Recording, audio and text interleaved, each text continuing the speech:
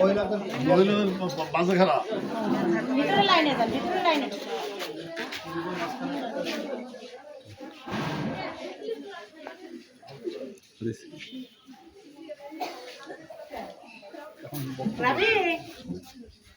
বিসমিল্লাহির রহমানির রহিম।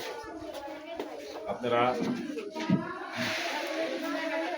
এই উপলক্ষে আপনারা এখানে আসছেন, সেটা আমাদের 7 নম্বর ওয়ার্ডের সভাপতি আতিকুর রহমান আতিক বললেন এবং 8 নম্বর ওয়ার্ডের সভাপতি হারুন রশিদ খান হারু ভাই বললেন। আপনারা সকলে অবগত আছেন।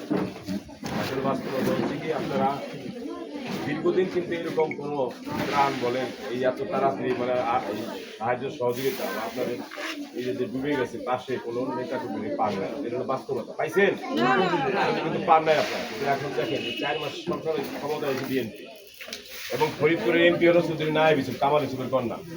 কামাল ইউসুফ যে কোনো দুঃসময় আপনাদের পাশে ছিল, সেই ছাড়া কোনো অন্য কোনো নেতা আপনাদের পাশে ছিল না, সেই আপনাদের পাশে সবসময় ছিল। সেই মিছিলের পরে তার দায়িত্বটা এসে পড়েছে তার জ্যেষ্ঠ কন্যা চৌধুরী নায়েব ইউসুফ, তিনি এমপি হয়েছেন, আপনাদের ভোটে হয়েছে। আপনাদের কথা শুনে সে কিন্তু আছে সংসদে ব্যস্ত, নাহলে আপনাদের এখানে আসার কথা। দেখেন তার নাম কিন্তু আছে বোঝানো, কিন্তু সংসদে কোনো বিষয় আছে আপনাদের ব্যাপারে নিয়ে এখানে করে থাকলে হবে না, আপনাদেরকে আনতে তো হবে। উনি সংসদে খুব ব্যস্ত আছে, যার জন্য আসতে পারেন না, কিন্তু ওনার মনটা কিন্তু পড়ে আছে আপনাদের এখানে। উনি বলছে যে কি অবস্থায় আপনারা যান, যায় ওখানে খবর নেন, নেতৃবৃন্দ সবাই এনে আসছে এখানে এই কারণে খোঁজ খবর নেওয়ার জন্য যে আপনারা কি অবস্থায় আছেন। দেখেন তিনি যে শুনছে যে এখানে পানি ডুবে গেছে, তাদের খাবার একটু সমস্যার সাথে সাথে সেই খাদ্য একদম একদিনের ভিতরে এটার ব্যবস্থা করছে। ছিল না কিন্তু কোনো বাজেট ছিল না, উনি একদিনের ভিতরে বাজেট তৈরি করে যেভাবেই হোক এগুলো দিতে হবে, তৈরি করে হবে বাজেট, ঠিক একদিনের ভিতরে তৈরি করে।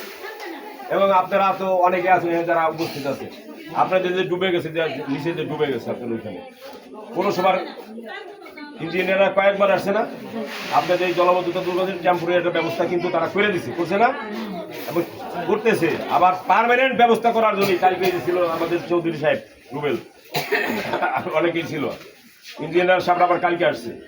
উন্ডা এসে ফিজিক্যালি কিভাবে করলে চিরস্থায়ী এই পানিটা নিষ্কাশন করা যায়, সামনেবার যাতে আপনাদের পানিতে আর কোনো দুর্ভাগ্য না হয় সেই ব্যবস্থা কিন্তু ওনারা দেখে গেছে।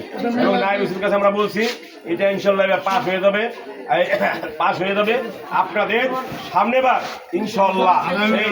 এই সামনে আপনাদের পানি আর পারাইতে হবে না ইনশাল্লাহ, আপনারা শুকনো থাকতে পারছেন। এই জন্য আপনাদের একটা কাজ আছে, দায়িত্ব আছে।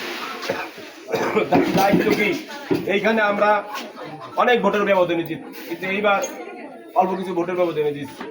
কিছু লোক আছে আমাদের সাথে থাকছে, কিছু লোক আছে তারা ওই ধানের শীষে ব্যবহার কইরা বলছি যে দাঁড়িপাল্লায় ভোটটা দেন, জামাত ইসলামের ভোটটা দেন, জান্নাত পাবেন।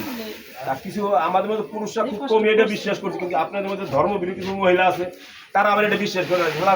নামাজ পড়লাম না, রোজা করলাম না, যদি জান্নাতের টিকিটে পাওয়া যায় তাহলে খামা খার এদিক দরকারটা ধানের শীষে ক্যামেরাটা দাঁড়িপাল্লায় দিয়ে জান্নাতে চলে যায়, এরকম চিন্তা কিছু মহিলারা করছে, যার জন্য এত ভোট গুলো পাইছে, নাহলে এত ভোট পাইতো না। এইবার কিন্তু শোনেন, আমরা যেমন ধর্ম বেরু সত্য কথা বলি, আমরা যেমন ধর্মে বিশ্বাস করে এটা করে ফেলাই দিচ্ছি, ওই যে জান্নাতের টিকিটের জন্য বেঁচে লাগছে, বাস্তবে তো তা না। জান্নাত দেওয়ার মালিক কে? আল্লাহ।